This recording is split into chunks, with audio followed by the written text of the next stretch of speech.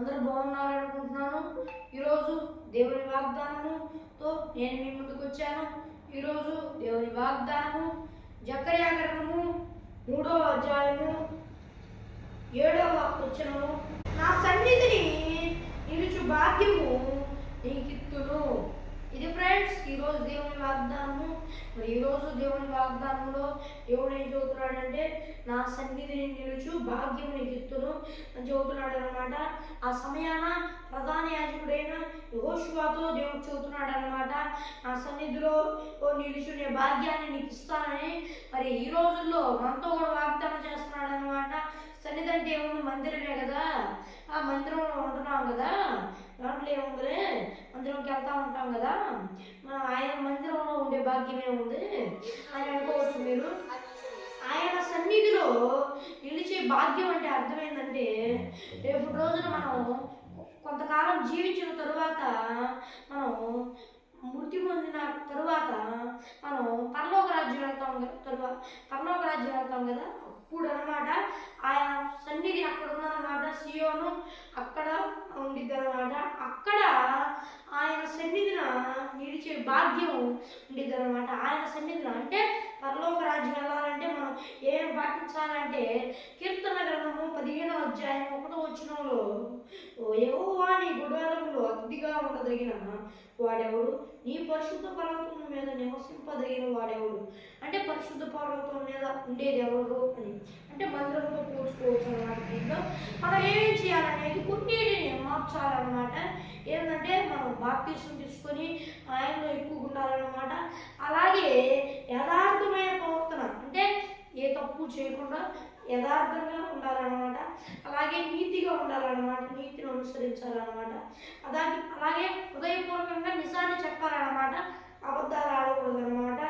నిజంగా ఉంటే దేవుడు అన్ని విషయాలు సాయం చేస్తాడు. అలాగే కుంటాలు ఆడకూడదు అనమాట, అంటే అబద్ధాలు బూతులు ఇలాంటివి ఆడకూడదు అనమాట. అలాగే మనం మన పక్కన వాళ్ళకి చెడు అనేది చేయకూడదు అనమాట. అలాగే వేరే వాళ్ళ మీద తప్పుగా నింద అనేది మోపకూడదు అనమాట. అలాగే మనం ఆయన ఎందు భయభక్తులు కలిగి ఉండాలన్నమాట.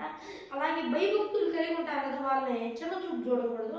ఎందుకంటే ఎవరు అనుకోకూడదు, వాళ్ళని సన్మానించాలని రాయబడింది. అంటే సన్మానించాలంటే వాళ్ళని గౌరవించాలి, వాళ్ళని ఎక్కువగా చూడాలి అని రాయబడింది. అలాగే మనం ఏదైనా చూద్దాం, ఒకరితో ఇది చేస్తాను నేనండి, ఆ మాట తప్పకూడదు అనమాట. మాట ఎంత నష్టం వచ్చినా కూడా అది చేయాలన్నమాట.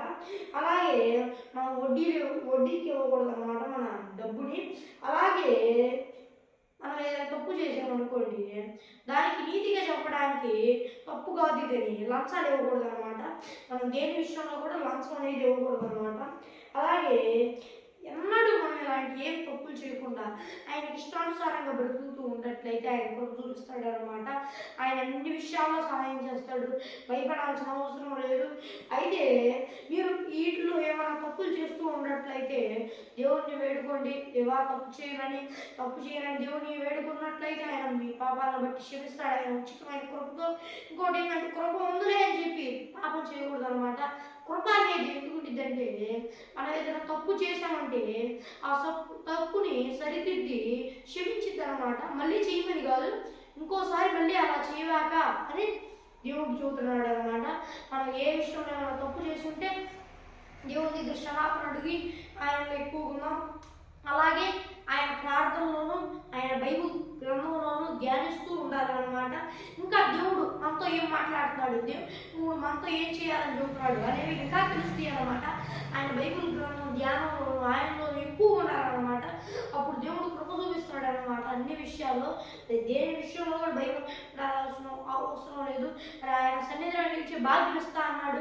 మరి దేని విషయంలో కూడా భయపడాల్సిన అవసరం లేదు. అలాగని ఎట్ట పడితే అట్లా ఉండకూడదు, దేవునికి ఇష్టానుసారంగా బ్రతకాలి, ఆయన కృప చూపిస్తాడు.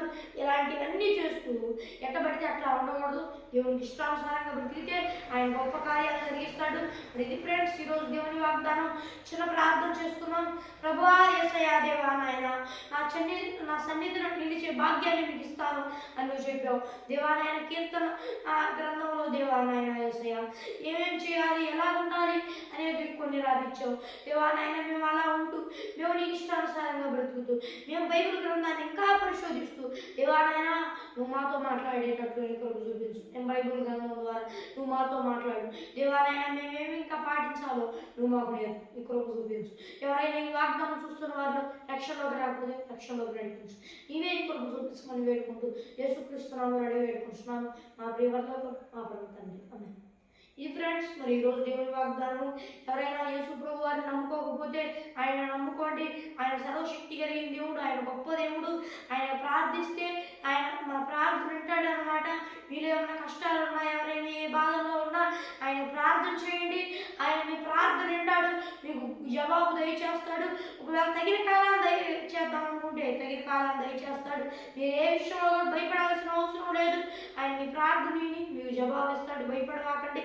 మీరు యేసు ప్రభువుని నమ్ముకోకపోతే నమ్ముకోండి. ఈ వాగ్దానం చూస్తున్న వాళ్ళు ఎవరైనా నమ్ముకోకపోతే ఇది ఫ్రెండ్స్ ఈరోజు దేవుని వాగ్దానము. మరి ఒక దేవుని వాగ్దానంతో మళ్ళీ కలుద్దాం. అంతవరకు దేవుని కృపాశీస్సులు మనందరికీ తోడైన నడిపించును గాక.